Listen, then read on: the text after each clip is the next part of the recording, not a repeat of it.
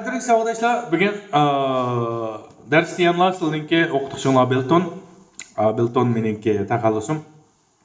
Bu ishga bo'lash to'g'ri keldi, chunki mening telefonimni aytdi. İftidai telefon bo'lg'achqa. Alayda so'roq jumlani o'tgan saytda azroq so'zlab o'tgan sayt emas, oldingi videoda azroq so'zlab o'tgan. İngliz tilida ikki xil so'roq jumla bor. Birisi oddiy so'roq jumla, ya'ni birisi alayda so'roq jumla. Oddiy so'roq jumla deganimiz biz hozir o'rganib o'tgan. Birinchi darsning 6-darsda o'rganib o'tgan. Ya'ni kesim fe'lni kesim fe'li bilan kelgan is, am, are bilan kelgan jumladagi is, am, are'ni oldiga chiqarib yasalgan jumlani biz oddiy so'roq jumla deb ataymiz ingliz tilida. Masalan, bu yerga qarasanglar, are you a teacher? Are you a teacher? Siz bir o'qituvchimi degan gapdi. Shunaqa asl jumlamda you are a teacher. Sen bo'lsang bir o'qituvchi, sen bo'lsang bir o'qituvchi degan gap Uyg'ur tilidan tartib o'xshashdi. Endi biz faqat ingliz tilida savol yasash uchun, ya'ni Uyg'ur tilida mo'ni qo'shash uchun ingliz tilida be fe'lni, ya'ni kesim fe'lni oldiga chiqarib olsak bo'ldi. Are you a teacher? Siz bir o'qituvchimi? Sen bir o'qituvchimi degan gap bo'ldi. Shunaqa Are you a teacher? Mana buni biz ingliz tilida oddiy so'roq jumla deb ataymiz. Ya'ni oddiy so'roq jumla deganimiz kesim fe'lni, ya'ni kesim fe'li bilan tuzilgan jumlalardagi kesim fe'lni jumlaning oldiga chiqarib yasalgan jumlani ko'rsatadi. Endi alayda so'roq jumla degan nima? Alayda so'roq jumla degan faqat qanday so'roq jumla degan chaqda agar biz ma'lum bir savolni so'rgan chog'imizda inglizcha u savolning ichiga nima, qaysi, qandoq, nima uchun, qachon, qayerda, qandoq qilib deganda bu shunday alayda so'roq so'zlari qo'shilgan bo'lsa, biz buni alayda so'roq jumla deb ataymiz. Alayda so'roq jumla deganimiz nima degan chaqda ingliz tilidagi eng yuqori darajalik so'roq jumlani ko'rsatadi. Sizlar bu alayda so'roq jumlani tushungan chog'ingizda ingliz tilidagi eng murakkab, eng tas bo'lgan so'roq jumlani sizlar yasab chiqa olasizlar. İngliz tilida ikki xil so'roq jumla bor. Birisi oddiy so'roq jumla, birisi alayda so'roq jumla. Alayda so'roq jumla deganimiz, ya'ni mush alayda so'roq so'zlari bilan kelgan jumlani biz alayda so'roq jumla deymiz. Masalan, bugun darsda o'rganib o'tgan what. What degan nima, qaysi deyish qilmanda mush so'roq jumla bizning ingliz tilida alayda so'roq jumla deb ataladi. Unda bo'lsa, oddiy so'roq jumla, alayda so'roq jumla orasida zodi qanchalik bağlanış va qanchalik farq bor.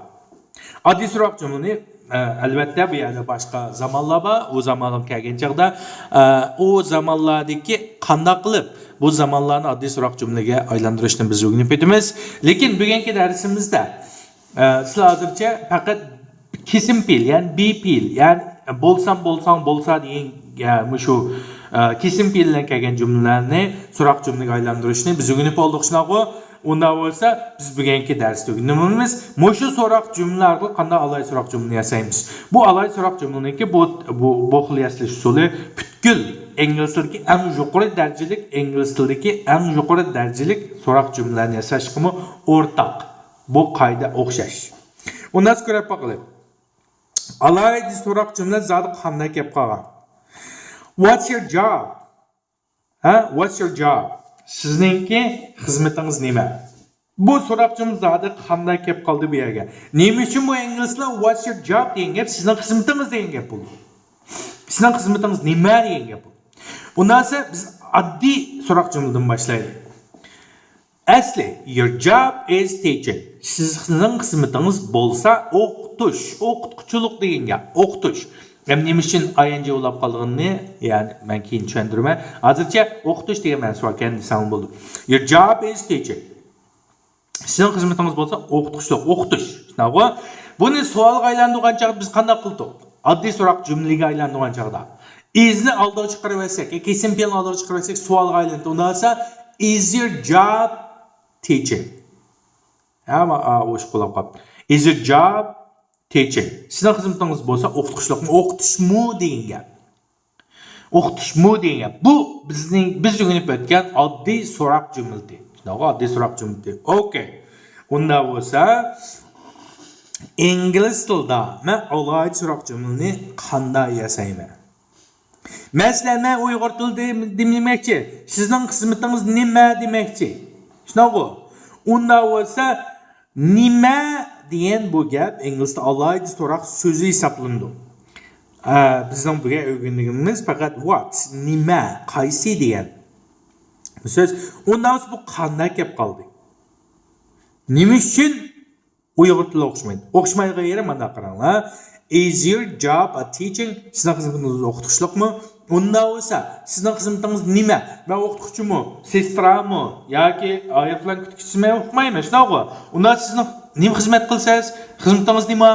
Demoqchi bo'lsam-chi? Unda bo'lsa, Uyg'ur tilida bu eng oxiri qo'shildi ekan.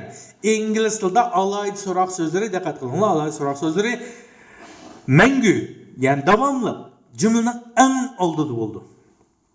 Yani what, nima.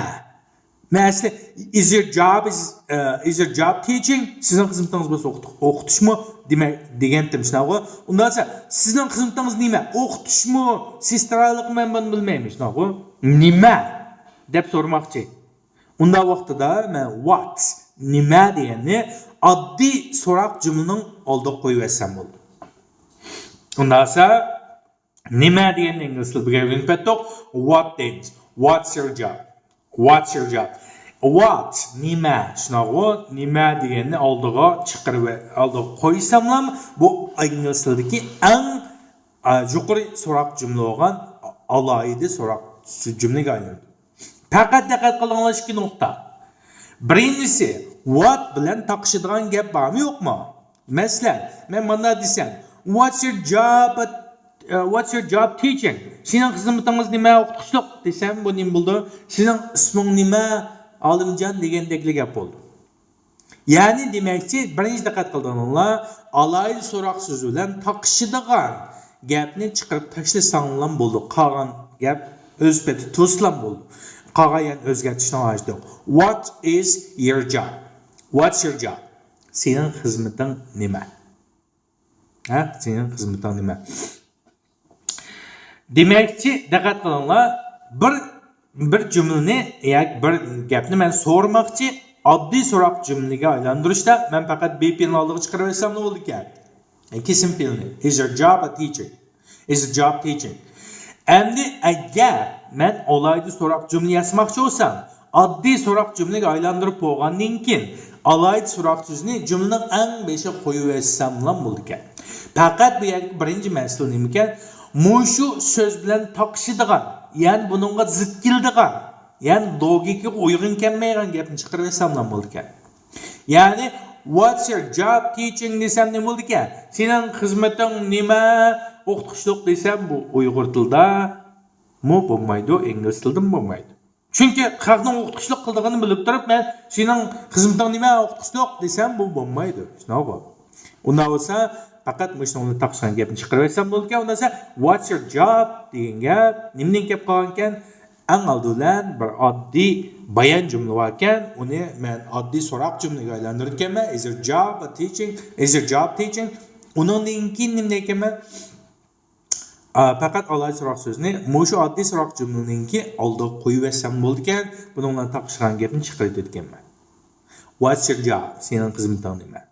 Undan yana birsini ko'rib boqaylik. What's your name? Buni hamma o'qituvchilar balkim ba'zilarini anglab boqqandan kamida. What's your name? Sening isming nima degan gap. Bu nereden kelib qolgan bu? Your name is Ali. Sening isming bo'lsa Ali.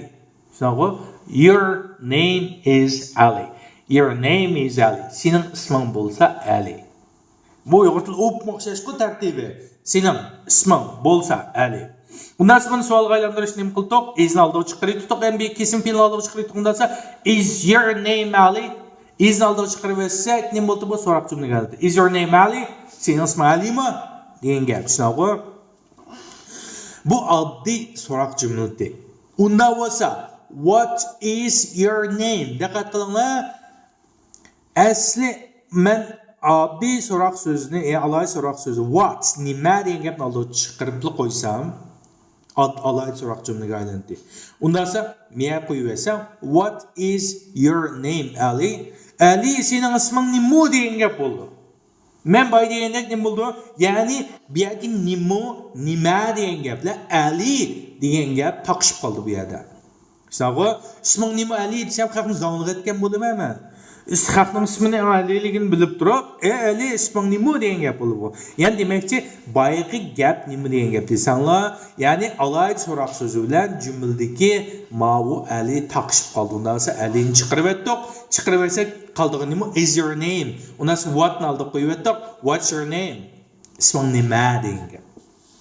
Mana bu ingliz tilidagi eng yuqori darajalik so'roq jumla. Yani olayda so'roq jumlaniki kelish manbasi. Yani bunun tartibi qanday bo'lgan? Biz bir bayon jumlani oddiy so'roq jumlaga aylantirib ekanmiz, oddiy so'roq jumlani olay so'roq jumlaga aylantirib ekanmiz. Oddiy so'roq jumlaga aylantirish hozircha zamonlarda o'xshamaydi, ha? Hozircha be-fe'l, yani kesim fe'ldan kelgan jumlani biz kesim fe'lni oldiga chiqarib olsak, oddiy so'roq jumlaga aylandi ekan, uningki oddiy so'roq jumlaning oldiga biz alayda so'roq so'zini qo'yib qo'ysaqlar bo'ldi ekan. Diqqat qildigan birdan-bir yerimiz demagan, ya'ni alayda so'roq so'zi bilan taqishadigan, logikaga uyg'un kelmaydigan osh qismini chiqarib olsaklar, Uyghur tilki, ingliz tilki alayda so'roq so'zi ya'ni your name is Ali, sening isming Ali, is your name Ali, sening isming Alimi, what's your name? Sening isming nima? Sening isming nima? Yani demakchi, bu ingliz tilidagi eng yuqori darajalik so'roq jumla hisoblanadi. Mushuninki mushuninki bir qoidasini qo'ygan chog'ingda ingliz tilidagi har qanday so'roq jumlani yasab ketalaysizlar, faqat so'zlik bo'lsa. Xo'sh, unda bo'lsa bizningki tekstda manda bir gap bor. What nationality are you? Senin davlat tavalliking nima? Ham diqqat qilinglar, bu yerga what qaysi degan yana bir ma'nosi bor. Agar qaysi degan ma'nosi kelgan chaqda bu aniqlayotgan keyindagi so'z qaysi deganning oqsiga o'tkilib ketadi.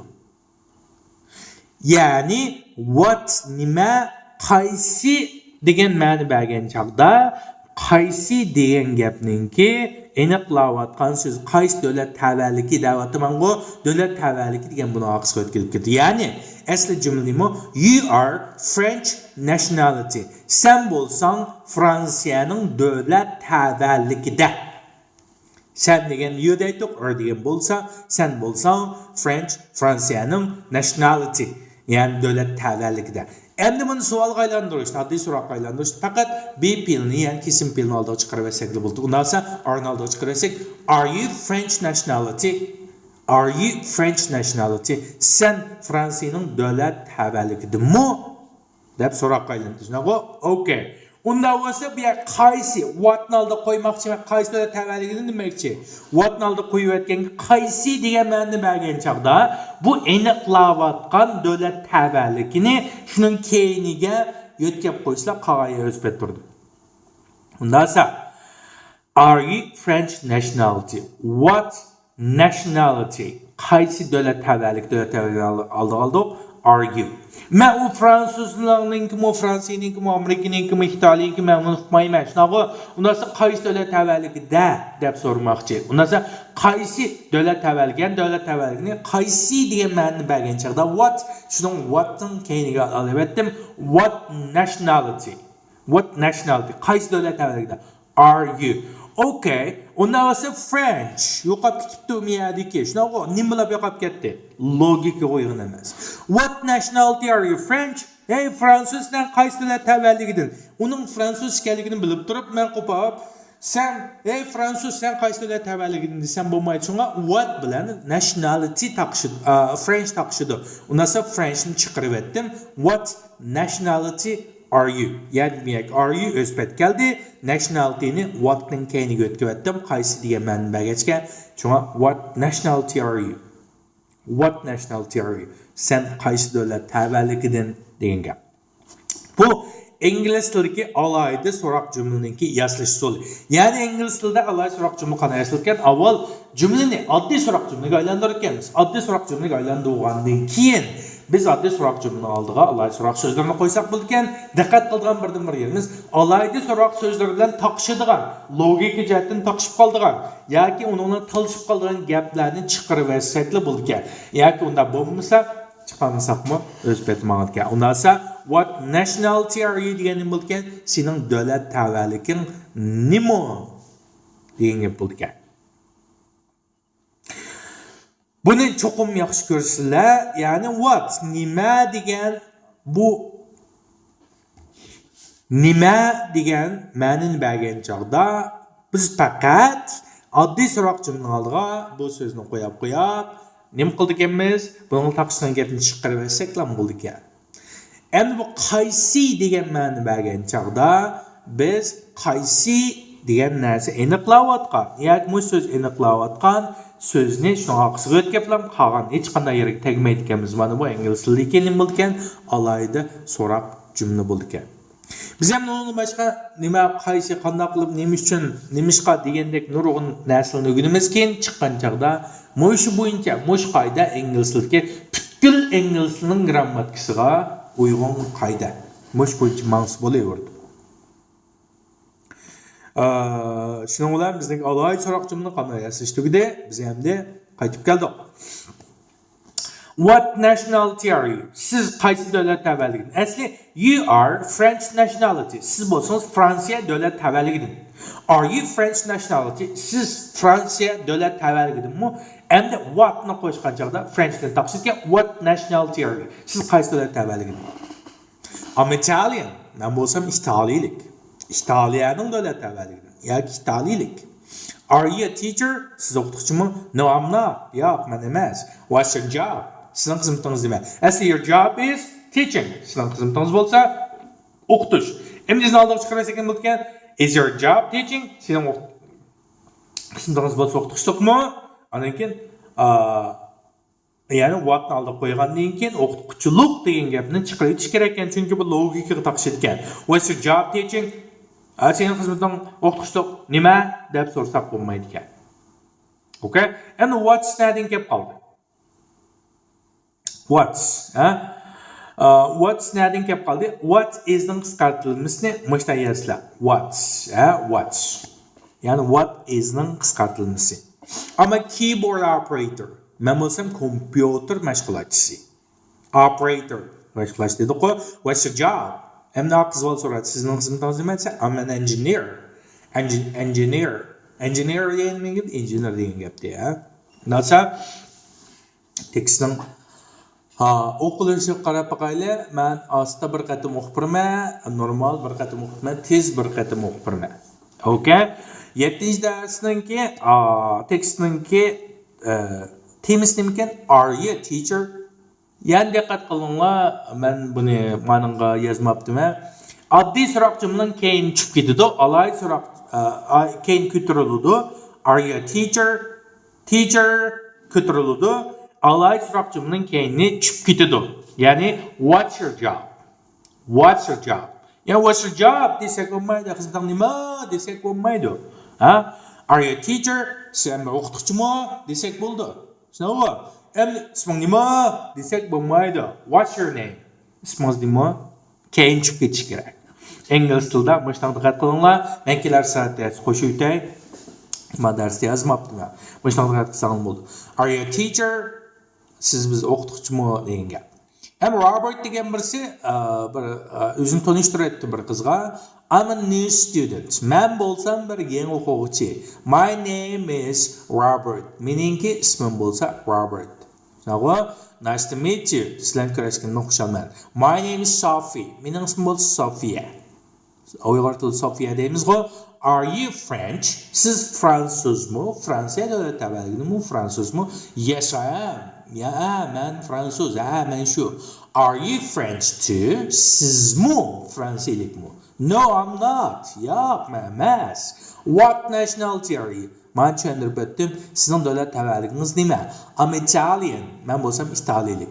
Are you a teacher? Siz o'qituvchimi? No, I'm not. What's your job? Undan so'ng sizning xizmatingiz nima? O'qituvchimi deyapti-ku, xizmatingiz nima? I'm a keyboard operator. Keyboard operator. Yani men bo'lsam kompyuter mashg'ulotchisi, ya'ni knopka taqtish mashg'ulotchisi degan gap, kompyuter mashg'ulotchisi degan gap. What's your job? Sizning xizmatingiz nima? I'm an engineer. Men bo'lsam bir injener. Okay. Men asta bir o'qib turman, normal surat, tez bir surat o'qib turman. Okay? Lesson 7. Are you a teacher? I'm a new student. My name is Robert. Nice to meet you. My name is Sophie. Are you French? Yes, I am. Are you French too? No, I'm not. What nationality are you? I'm Italian. Are you a teacher? No, I'm not. What's your job? I'm a keyboard operator. What's your job? I'm an engineer. Normal surat. Are you a teacher? I'm a normal surat. Lesson 7. Are you a teacher? I'm a new student. My name is Robert. Nice to meet you. My name is Sophie. Are you French? Yes, I am. Are you French too? No, I'm not. What nationality are you? I'm Italian.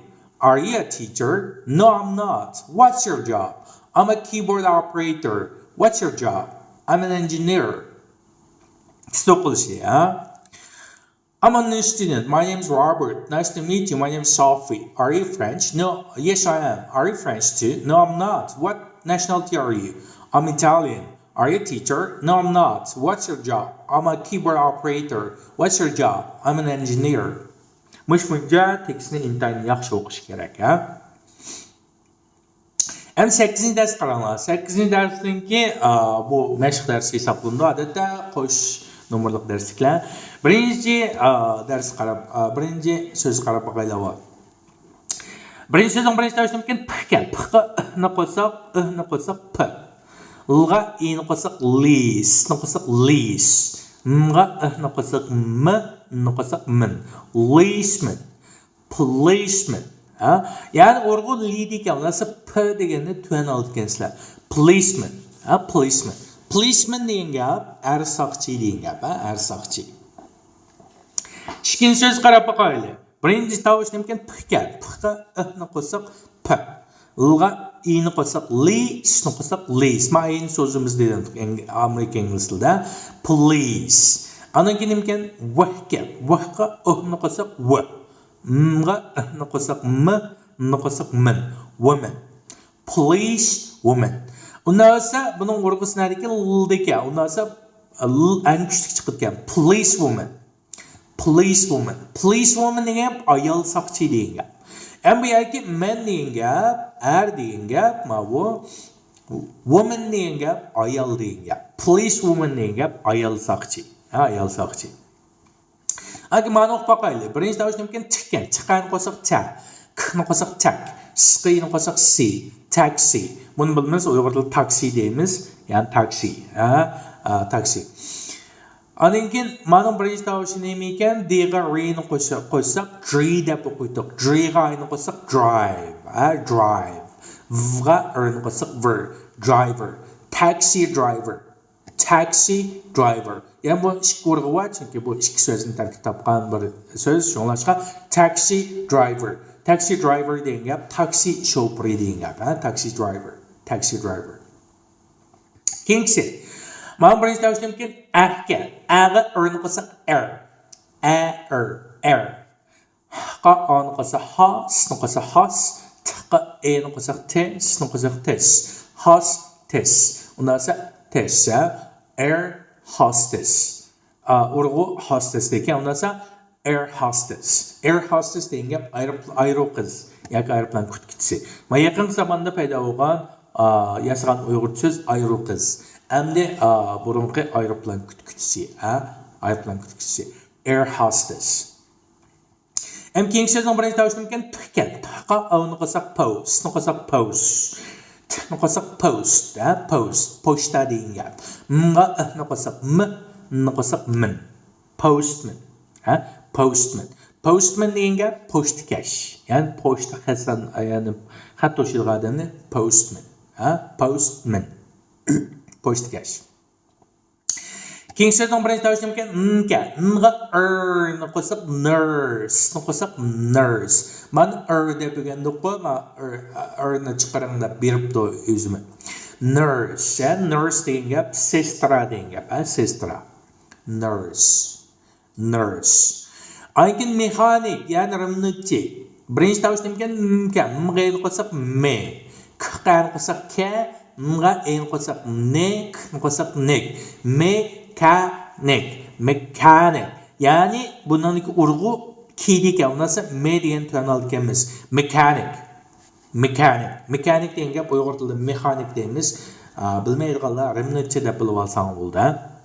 Mexanik, mekanik. Keyingi so'zning birinchi tavsiyam ekan, bir shamol ekan. Shamolga an qo'sa ha, rin qo'sa hair. Anikin bu dress degan uni bo'lgan uzun ko'ylak deb. Dresser, hairdresser, ya'ni satrash degan gap. Endi bu nima degan gap? Hair degan chash degan gap. Dresser degan kiyim, ya'ni uzun ko'ylak degan gap mansiyatiga hairdresser degan gap chachqa uzun ko'ylak kiygizuvchi, ya'ni chashni grim qiluvchi, ya'ni demakchi satrash degan gap. Uyg'ur tilida satrash deymiz, hairdresser, hairdresser, ya'ni satrash. Anki nimkan birinchi tovush nimkan maniki ow. Amerika inglizlar ow deb bilindi, inglizlar ow deb bilindi. Dedim-ku, house desang bo'ldi ingliz talaffuzi, house desang Amerika talaffuzi. House, oila. Vaqtda ayni qilsak wife, housewife, oila ayoli degan. Housewife, oila ayoli degan. House degan uy degan gap, wife degan ayolimniki ayol, housewife degan gap oila ayoli. Ya'ni bal vaqib, kirjib, bizim qilgan, ya'ni uy turadigan ayolni ko'rsatadi. Housewife, oila ayoli.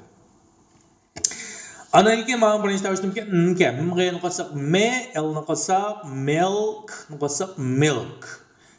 Milk. Mg'ni qilsak min, qilsak min. Milkman degan gap sut to'shig'uvchi. Milkman, sut to'shig'uvchi, sutchi. Undan so'zliklarni bir qarab o'taylik. So'zliklarga policeman, saqchi, policewoman, ayol saqchi, taxi driver, taksi shoferi, air hostess, aeroplan kutkichisi, postman, pochtkash, nurse, sestra, mechanic, hairdresser, satrach, housewife, oila ayoli, milkman, sut to'shig'uvchi, policeman, policewoman, taxi driver, air hostess, postman, nurse, mechanic, hairdresser, housewife, milkman. Hem 8. ders nemde dedik, bana 7. dersninki mashq dersi dedik. Şunaqa. Bundan birinchisi qarsak, I'm a policeman, I'm a policewoman, ikkinchisi I'm a taxi driver debdi. Bunun savolini nima deb so'raymiz? Masalan, what's your job deymiz-ku. Undan so'ng men sizlarga oldin saytim chiqdi. Bir degan ingliz tilida deymiz. One deydik. Lekin yana bir xil deyish usuli bor. N deb xil deymiz. Bir degan. Undan bu ikkisining ishlatish farqi nima? Avval shuni bilib o'taylik. Degan gap, ya'ni deysizlar a emas. I'm a student emas. I'm a student. I'm a student. Like this. I'm a student. I'm a student. Bir degan ma'noda qanday vaqt ishlatamiz deganda ingliz tilidagi o'qilishi uzuk tovushlar bilan boshlangan ismlarning oldiga qo'shilib bir degan ma'no bildirdi. Masalan, ismlarning shevlab qolibdi, ismlarning oldiga qo'shilib bir degan ma'no bildirdi. Masalan, a student, bir o'quvchi, a teacher, qaranglar, a teacher. Xuddi xalqlar anglay oladi yoki anglayolmaydi. A teacher, bir o'qituvchi, a taxi driver, bir taksi şoförü. Yani demekçi bu yerdeki student bilan boshlanadi. Şuna bir degan alamiz. Teacher bilan boshlanadi. Bir deganni bilan olamiz. Taxi driver bilan boshlanadi. Bilan olamiz. Biz yani bir xil bir degandan chiqadigan bir xil narsa bor, ya'ni n degan bu bir degan ma'noda. Bu ingliz tilidagi o'qilishi so'zuq tovushlar bilan boshlangan ismlarning oldiga qo'shilib bir degan ma'no berdi. Diqqat qilinglar, yozilishi so'zuq tovush bilan boshlangan emas, o'qilishi so'zuq tovush bilan boshlangan ismlar. Masalan, an air hostess. Air degan gap yezilishimi A bilan boshlanib tuzuq tovush ekan, o'qilishimi A bilan boshlanib air deyapmiz. Shunga an air hostess. An hour. Ma'noga diqqat qilinglar. An hour. An hour. Ma'noga diqqat qilinglar. An hour. An hour degan chaqda hourdagi H bu so'ziq tovush emas, balki nima uzuk tovush. Nima uchun bu yerda a hour deme an hour deymiz. Chunki o'qilishi qaranglar, garchi bu h bilan, ya'ni uzuk tovushdan boshlangan bo'lsin, o'qilishi qarasang hour degani bizning deb o'rgangan qo'shma so'ziq tovush deb o'rgangan. Shunlashqa bu yerda an hour deb chiqadi. An hour. Ya'ni demakchi so'zliklarga an yoki ni qo'shgan chaqda, bir degan gapni qo'shgan chaqda siz bu ismlarningki o'qilishining birinchi tovushi qaraysizlar. Yezilishning birinchi tovushi emas. Shunga an hour. Masalan, an apple. Degan gapni biltinglar, so'ziq tovushdi. Shunga an apple bir olma. Shunga diqqat qilinglar, an ikkilisi bir degan ma'no bildirdi. Degan gapni, ya'ni uzuk tovush bilan boshlangan ismlarning oldiga keldi, bir degan ma'no bildirdi. An so'ziq tovush bilan boshlangan, o'qilish so'ziq tovush bilan boshlangan ismlarning oldiga keldi, ya'ni bir degan ma'no bildirdi. Lekin diqqat qilinglar, o'qilishi so'ziq tovush bilan boshlangan, yezilishi emas. Masalan, hour bir soat degan gap, an hour degan bir soat degan gap. An apple degan bir olma degan gap. An hourdagi hourning yezilishi qarasanglar, h bilan boshlangan uzuk tovush, lekin buni o'qilishi hour bilan boshlangan. Hourni biz qo'shma so'ziq tovush deb o'rgandik. Shunlashqa an hour deymiz. An hour. Bir soat. Okay. Undan bo'lsa, bizningki 8-darsning teksti What's your job? What's your job? Diqqat qilinglar, alay so'roq jumlaning keyini tushib ketadi, usti 5 ko'tarangi keyini tushib ketgan holati bo'ldi. What's your job? Sizning xizmatingiz nima? Buni debdi, I'm a policeman birinchida. Men bo'lsam bir soqchi. I'm a policewoman. Men bir ayol soqchi. I'm a taxi driver. Men bo'lsam taksi shoferi. I'm an air hostess. Men bo'lsam aeroqiz yoki aeroplan kutuvchisi. I'm a postman. Men bo'lsam pochtkash. I'm a nurse. Men bo'lsam sestra. I'm a mechanic. Men bo'lsam mexanik, rimnitchi. I'm a hairdresser. Men bo'lsam chach yasovchi, satrach. I'm a housewife. Men bo'lsam oila ayoli. I'm a milkman. Men bo'lsam sutchi, sut to'shig'uchi. Demakchi, bu 8-darsningki nimasigan tekst ekan. Men o'qirma diqqat qilib olsam bo'ldi. What's your job? I'm a policeman.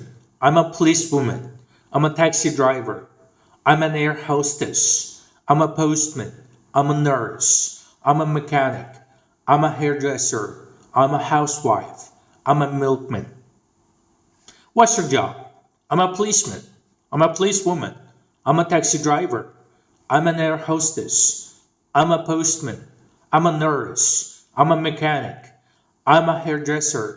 I'm a housewife. I'm a milkman. Yani demek ki bu 8-darsningki teksti. 7-8 dars müştəngələr tügüdü.